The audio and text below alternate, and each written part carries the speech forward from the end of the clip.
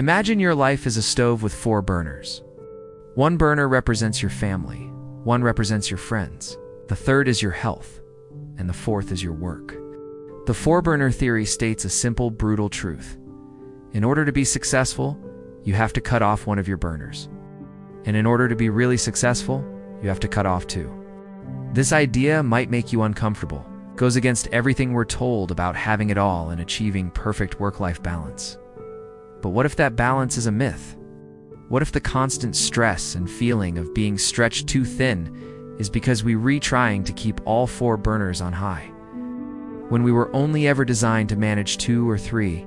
Today, we going to explore this powerful theory and the hard choices it forces us to confront. Let's be honest.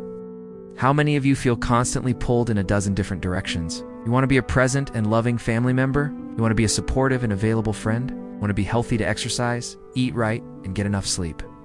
And you want to excel in your career, to be ambitious and achieve your professional goals. Each one of these is a full-time job. When you try to give 100% to all 4, you don't end up giving 100%. You end up giving a scattered, stressed out 25% to each. Your work suffers because you're worried about family. Your health suffers because you sacrifice sleep for work. Your friendships suffer because you have no time left after family and work. This is the reality of trying to keep all 4 burners on high. It leads to burnout, guilt, and the feeling that you are failing everywhere, despite trying your hardest to succeed everywhere. The 4-burner theory doesn't present this as a personal failure. It presents it as a mathematical reality. There is a finite amount of time and energy in your life. You have to choose where to allocate it. So if we can't keep all 4 burners on high, what do? The theory suggests a few strategies for how to manage this reality. Strategy 1. The outsourcing approach. This strategy involves finding clever ways to outsource a burner. You don't turn it off completely, but you reduce your direct energy input. So for example, you can outsource aspects of the health burner by hiring a personal trainer or a meal delivery service. You can outsource parts of the work burner by hiring employees or freelancers.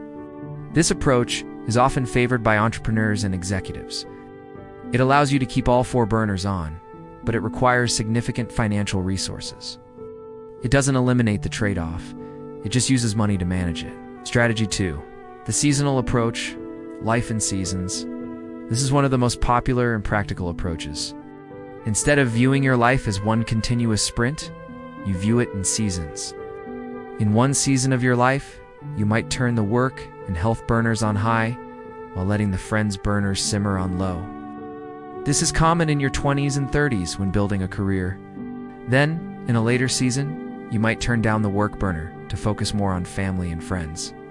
This approach accepts that you can have it all, just not all at the same time.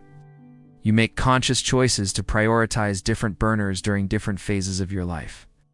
The key is to be intentional about which season you are in. Strategy 3. The acceptance approach, making the hard choice. This is the most direct and, for some, the most difficult approach.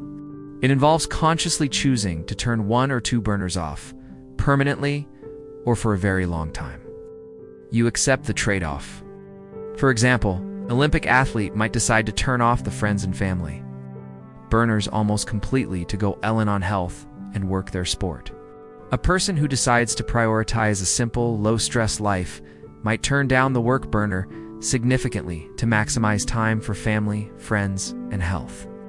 This approach requires deep self-awareness. You must know what is most important to you and have the courage to let go of the rest, ignoring societal pressure to be everything to everyone. The 4-burner theory isn't meant to be depressing. It's meant to be liberating. It gives you permission to stop trying to be a superhero. It frees you from the guilt of not doing it all. The goal is not to find a magic way to keep all 4 burners on high.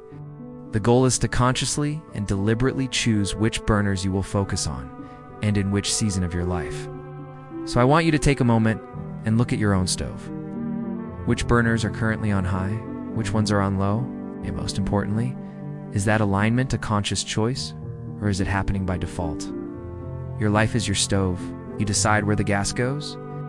Make your choice, own it, and find peace and power in that decision. If you like this content, please give me 1 like and 1 subscribe. It helps more people find this perspective. Let me know in the comments which burner you are choosing to focus on in this season of your life.